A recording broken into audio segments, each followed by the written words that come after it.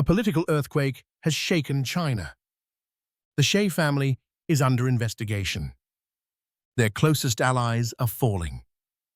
And the truth behind the elites in China, who seem to be growing younger, is coming to light. In the midst of this turbulent landscape, the country's political scene is marked by an unsettling silence, sudden interruptions in official schedules, and a growing sense that something deeply structural is coming apart from within. For decades, Xie's inner circle projected an image of absolute strength, a power that seemed immune to any questioning. However, recent events have begun to reveal cracks that can no longer be hidden and that are redefining the course of a political system accustomed to operating far from public scrutiny. This transformation has been driven by the constant pressure of voices that, despite censorship and restrictions, have insisted on exposing every irregularity, every disappearance, and every contradiction. The case of Yu Menglong, whose name has become a symbol of suffering that should never have happened, has reopened deep wounds. His story has triggered unexpected questions about the mechanisms of power, internal alliances, and the secrets that have been kept for years under a veil of convenience. The official narrative, carefully constructed over generations, now faces a challenge that does not come from a single individual, but from a cluster of facts that have finally reached a point of no return. But behind the glamour and the excuses, what mechanisms are really driving this crisis? We will analyze every detail, from the initial errors to the irreversible cracks that are beginning to appear on the surface. We will examine how the silent movements within the state apparatus have unleashed reactions that no speech can contain, and how the gradual fall of key figures has triggered an unexpected reconfiguration of the political balance. The temporary disappearance of high-ranking officials, the emergence of long-standing rivalries, and the revelation of hidden practices are marking a before and after in the contemporary history of China. At the same time, a parallel mystery has begun to stir unease inside and outside the country. The surprising rejuvenation of several influential figures, a phenomenon that has circulated insistently on social networks and has forced specialists, citizens, and international observers to ask unexpected questions. What initially seemed like a baseless, extravagant rumor has taken on a sinister tone as it has become linked to recent statements pointing to disturbing methods and technologies applied in secret. In this scenario, each piece of the puzzle is beginning to fit together at a pace that is as disturbing as it is inevitable. A story of power, hidden loyalties, and practices that push the limits of what is imaginable is forcing its way out of the shadows. And as this crisis advances, the consequences are beginning to be felt not only in the political sphere, but also in the public perception of a leadership that, until recently, presented itself as unbeatable. What is happening is, without a doubt, one of the most revealing episodes in China's recent history. And this is only the beginning. The origin of this political crisis cannot be understood merely as a succession of temporary disappearances or isolated investigations. To grasp the magnitude of the earthquake that is shaking China, it is essential to examine the web of interests accumulated over decades, the tensions that have been maintained beneath the surface, and the way in which an apparently localized case, that of Yu Menglong, has opened a crack that cannot be closed. Recent events have exposed a silent struggle between different generations of those in power, each defending its legacy, its vision of the country, and the survival of a structure that, until now, seemed immovable. The sudden disappearance of figures as influential as Wang Xiaohong or Sai Qi was not a bureaucratic accident, nor a simple adjustment in the political agenda. The atmosphere surrounding these episodes suggests the existence of tensions that had been building for years, tensions that intensified from the moment the details surrounding the death of Yu Menglong were reopened. This case, which at first was treated as an isolated incident, has become a key element for explaining the current state of the regime. Internal voices that had remained silent for a long time began to question certain decisions, and the investigation has given rise to new interpretations about responsibility, the management of power, and the role of those who were considered the guardians of national stability. The so-called elders of the party, veteran figures who have witnessed full cycles of rise and fall within the power structure, have taken a stance that reveals their deep fear of a sudden destabilization. According to various sources, these figures decided to intervene before the accumulated wear and tear could turn into an irreversible fracture. A broad and immediate purge could have caused an impact comparable to the collapse of the Soviet Union, an outcome that many consider the worst nightmare for the country's leadership. For this reason, the strategy that appears to be guiding this intervention follows a meticulous, almost surgical logic, whose objective is to limit the damage without triggering a systemic collapse.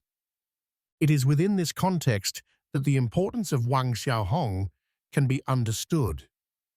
His role within the internal control structure has been crucial for years. He was not just a high-ranking official, but the person in charge of overseeing the police, surveillance systems, classified files, and counterintelligence operations. According to multiple independent analyses, he possessed extremely sensitive information on strategic decisions, internal alliances, and undocumented tensions. His sudden disappearance and later his discreet reappearance were unmistakable signs that something extraordinarily delicate was occurring behind the scenes. The case of Dong Yun, Wang's assistant, heightened these suspicions even further. His death during a period of extremely high political sensitivity and the subsequent delay of 25 days in announcing his passing raised numerous questions. In Chinese political culture, the timing and language used to communicate such events are as important as the content itself. The lack of clarity surrounding this death suggests that his role may have been central to the investigation that was underway. The posthumous granting of the title of martyr added yet another layer of opacity to an episode that was already complex in itself. For his part, Sai Chi, one of Shea's closest collaborators, also faced unprecedented scrutiny. The breach of protocol during the official trip to Guangdong, followed by his absence the next day from a national event where his presence was expected, was clear evidence that he was under extraordinary pressure. His subsequent public reappearance did not entirely dispel the doubts, since the pace and tone of his participation reflected an underlying tension. The way his presence was restored suggests that the situation had not been fully resolved, but was being managed under strict political control. Behind these figures, an even deeper shadow emerged: Xi Yuanping, Shea's younger brother. His alleged connections to financial networks, state operations, and strategic projects make him a central piece in this intricate web. Revelations about the distribution of illicit profits, which were reportedly divided into clearly defined percentages, drew the attention of analysts who have closely followed corruption cases in recent years. The idea that a significant portion of these sums ended up in the hands of Xi Yuanping raises questions about the true extent of family influence within the structure of the state. This picture would not be complete without considering the symbolic role played by the case of Yu Menglong. His death has become, for many, a moral turning point that goes beyond his personal story. It is the point where tensions between different political generations, the interests of power groups, and the citizens' need for clear answers converge. In this sense, his case has been the spark that revealed fractures which until recently remained hidden. As these pieces shift into place, a question emerges that is simple yet profound. How did it come to this point, and who is really pulling the strings? It seems clear that what is at stake is not only the political future of one group, but the way in which the country has shaped its internal identity for decades. What do you think about this? Comment Amen below so that we can continue with the unfinished stories. The magnitude of the events that began to unfold after the disappearance of several key figures soon became evident in the media landscape and in public perception. The Chinese political system, accustomed to projecting an image of unshakable solidity, faced a wave of questions that went beyond any attempt at narrative control. Institutional silence, combined with the sudden absence of high-ranking officials, generated a tension that extended from administrative circles to the general population, speeding up a cycle of speculation that no official statement was able to stop. The epicenter of this communicative tremor was located in the province of Shanxi, a territory historically linked to the Shi family and considered a symbolic pillar of its political ascendancy. The downfall of Fang Hongwei, a prominent figure in the regional administration, was the first indication that a broader operation was underway. His detention while he was carrying out a ceremony in a temple, an act charged with spiritual significance, had an immediate impact on local officials, who interpreted the event as an unmistakable sign that no position, no matter how high, was exempt from scrutiny. The reaction of the media, although strictly limited by state mechanisms, was revealing. The speed with which reports of his arrest circulated demonstrated the fragility of efforts to maintain calm. Leaks coming from different levels of the administration fueled a constant flow of information, creating an environment where rumors and verified facts became intermingled and where the lack of formal clarifications contributed even more to the sense of uncertainty. This episode was followed by the mysterious disappearance of Wu Huazhong, president of the main consultative body of the city of Xi'an and a political ally of Fang. His sudden disconnection from usual communication channels unleashed a flood of theories. Some sources claimed that he was being held for questioning, while others suggested that he had taken desperate measures in the face of the pressure bearing down on him. Although none of these versions were officially confirmed, the mere fact that his disappearance became known confirmed the existence of a deep crisis at the political core of the region. The downfall of Jing Junhai, a former provincial party secretary, added another layer of complexity to the crisis. His role in the monumental expansion of the mausoleum of Shi Zhongxun, a project that symbolized the continuity of the Shi family's political legacy, turned his detention into both an emotional and strategic blow. The magnitude of the works, which covered thousands of acres and required colossal investments, had consolidated the power of a network of loyal officials who suddenly began to collapse one after another. Public perception was immediate. The symbolic axis that upheld the prestige of the leadership was fracturing at an accelerated pace. In parallel, social media platforms, despite censorship, became fertile ground for the spread of images, improvised analyses, and comparisons with historical episodes that had marked previous power transitions. The absence of official mentions on government portals, particularly the lack of updates from the Ministry of Public Security during crucial days, fueled suspicion that certain events were being deliberately downplayed or handled in the shadows. Outside the strictly political realm, The emotional reaction of the public combined confusion, fear, and a growing sense that a historic tipping point was approaching. Many citizens began to cautiously express doubts about the stability of state mechanisms. Others, especially those who had closely followed the case of Yu Menglong, interpreted the detentions and disappearances as signs of delayed justice, a response that had required years of internal and external social pressure to become visible. The media avalanche also had an impact on local markets in Shanxi and on economic sectors linked to infrastructure projects associated with the officials under investigation.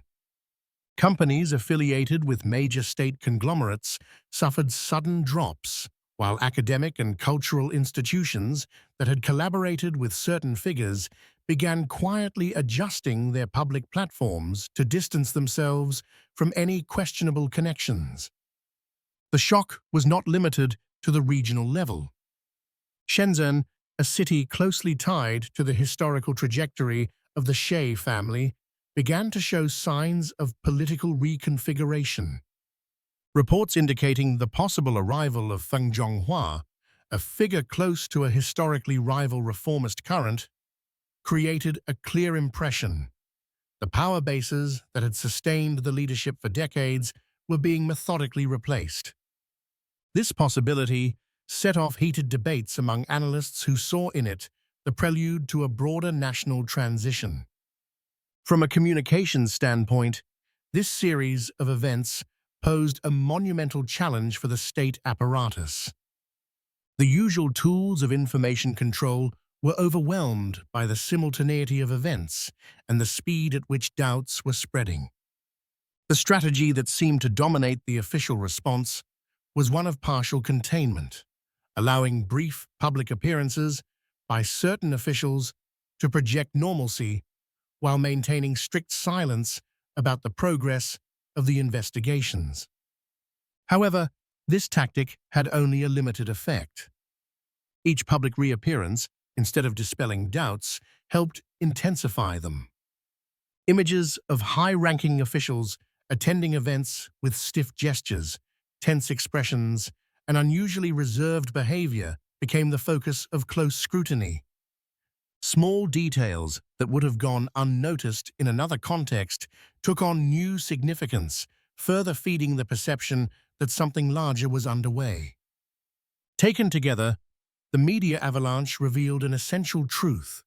The apparent stability of the system depended to a great extent on opacity, and once that opacity was compromised, the cracks began to show with unsettling clarity.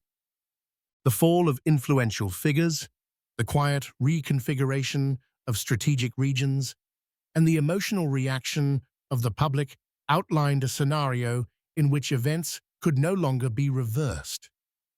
What was emerging was not simply a political scandal, but the beginning of a deep restructuring whose magnitude was only just starting to come into view.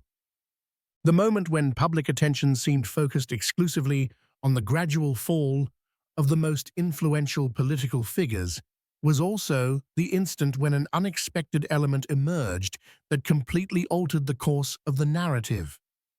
While analysts debated the meaning of each disappearance, each adjustment in regional structures, and each hint of rivalry between internal factions, a parallel revelation began to take shape.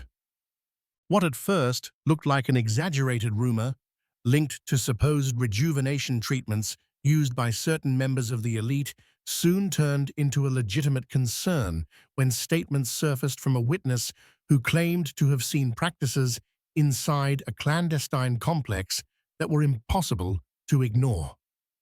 The appearance of this witness, whose identity remained hidden for security reasons, marked the beginning of an entirely new phase of the crisis. His detailed account described the existence of facilities located at various points in Southeast Asia, where women over 40 years old were forced to perform functions that went far beyond the exploitation commonly associated with these networks. He recounted how many of them were subjected to assisted fertilization procedures, with multiple embryos implanted in order to maximize the production of babies destined for a sinister purpose. The description he offered, deeply precise and emotional, left no room for interpretation. According to his testimony, the newborns, whom the operators of these facilities referred to in a dehumanizing way as little pigs, were not raised in a normal manner.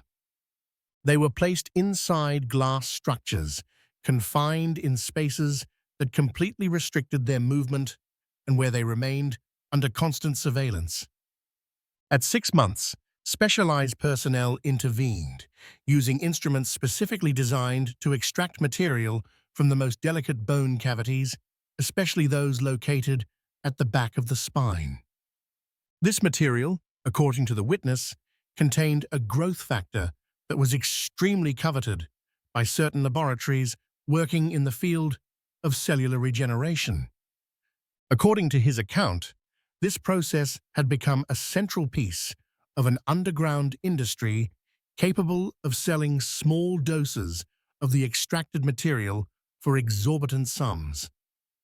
Products derived from these extractions, known as regenerative cells, were sold at prices that reached levels only people with significant fortunes could afford. The advertising aimed at these clients promised results that bordered on the impossible: a visible reduction in biological age, immediate physical revitalization, and, in some cases, expectations of longevity that surpassed 120 years. The connection between these practices and certain institutions linked to scientific research began to surface when it was discovered that the Cambodia Institute of Life Sciences, an organization that presented itself as a leader in advanced regenerative medicine treatments, had ties to companies and academic entities in China's Hunan province. Certifications issued by Chinese state bodies and collaborations with university hospitals generated even greater concern, as this seemed to indicate that certain sectors were willing to grant technical legitimacy to procedures whose nature was morally unacceptable. Another element that amplified the impact of these revelations was the involvement of the Prince Group, a business conglomerate whose founder was facing international investigations for illicit financial activities. Its connection with the Cambodia Institute of Life Sciences raised fundamental questions about who was really behind these operations and which interests were benefiting from them.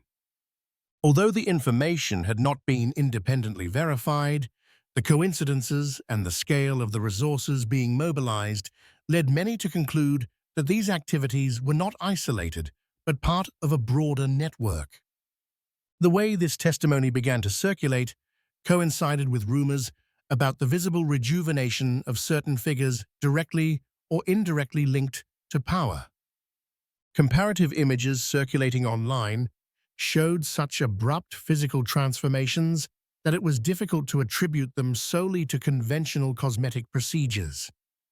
The witness's account, by offering a disturbing yet coherent explanation, reinforced the suspicion that these treatments were part of an exclusive circuit, inaccessible to ordinary citizens and based on practices that violated the most fundamental ethical principles.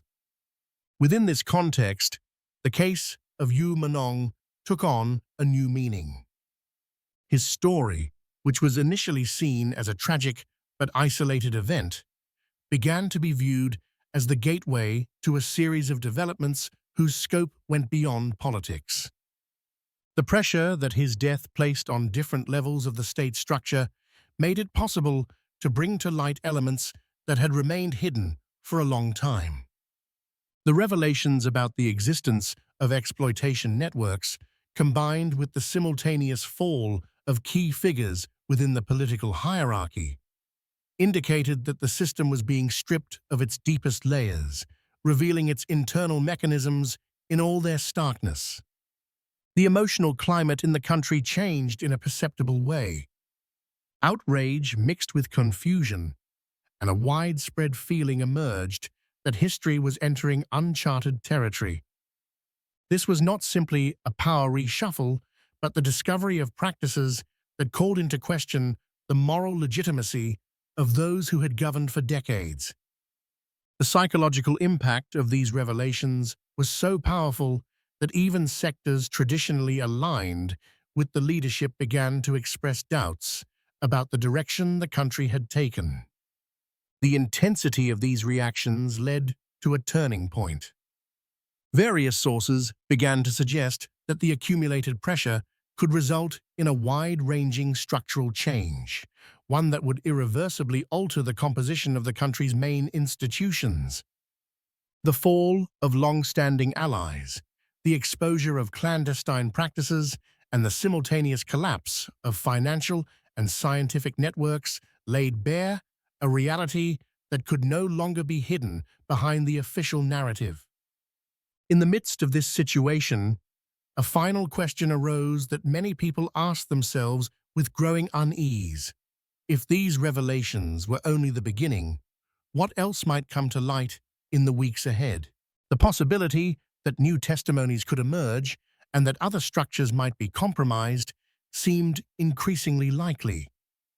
And what is yet to come could completely redefine the political future of China.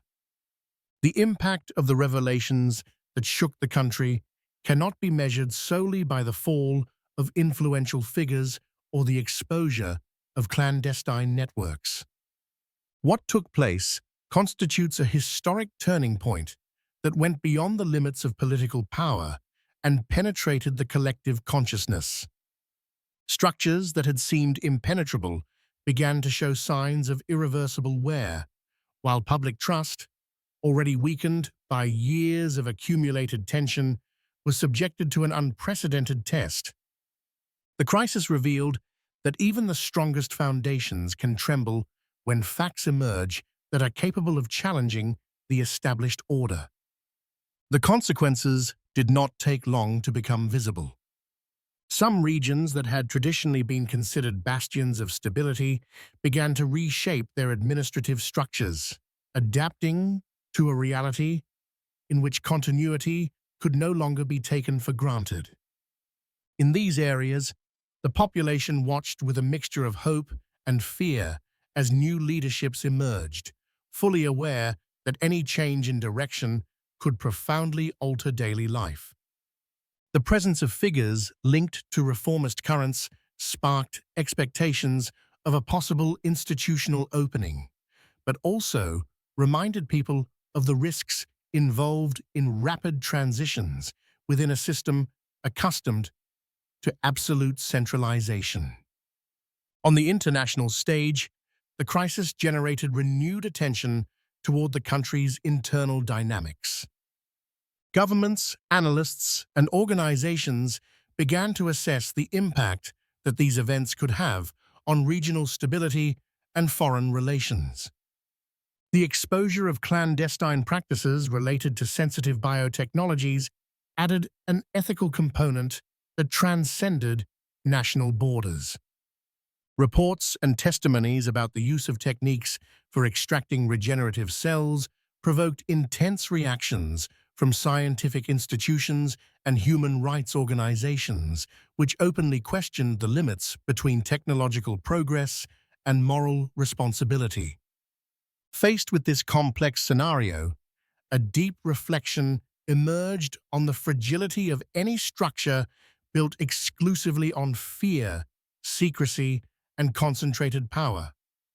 Recent history has shown that systems that depend on enforced silence can be sustained for a time, but sooner or later, they face the inevitable consequences of their own contradictions. The tragedy surrounding the case of Yu Menglong became a symbol of the capacity of an individual to catalyze changes which, although delayed, proved decisive in altering the course of history. This crisis also left behind a crucial lesson: the need to build mechanisms that allow for oversight, balance, and transparency. When those tools do not exist, or are deliberately weakened, spaces are created where abuses can flourish. And once those abuses are exposed, they compromise the entire legitimacy of the system. What emerges is not only a warning for those who hold power, but also for those observing from the outside. The structure that has been laid bare is not an accident, but the result of long-running dynamics that must be analyzed with rigor and depth. Finally, the question of what will happen in the immediate future remains open. Will this be the beginning of a transition toward a more balanced model, or will there be an attempt to restore the previous order? The answer is still uncertain, but what is clear is that the population, now aware of the magnitude of what has happened, is unlikely to accept a return to the previous opacity. The country stands at a historic threshold, whose outcome will depend on decisions that have yet to be made and on the collective ability to demand a different path. The story does not end here. Each new piece that emerges, each statement that is revealed, and each movement within the political structure will have the power to reshape this landscape.